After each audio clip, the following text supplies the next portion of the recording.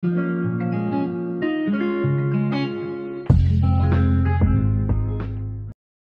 mėly panteriukai, mes po 100 metų atsikraustėm į mūsų naują namą. Ir mes važiavome iki ten pusvalandį. Žodžiu, mes dabar dėsimės.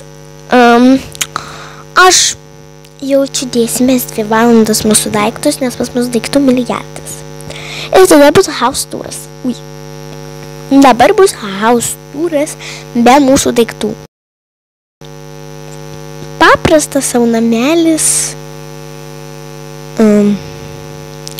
Dabar išvis labai tuščia.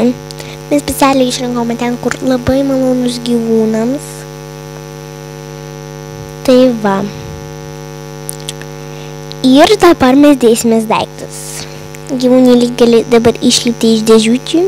Šiaip jie visą laiką buvo ne dėžėse, bet mes kada važiavome, jie kažkodėl ėjo įlipo į tas dėžės, nes katė. Tai va.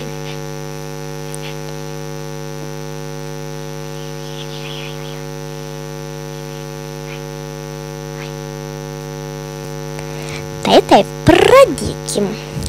Ir kada mes pusę daiktų padėsim, mes parodysim. O dabar pas mus yra tuščia.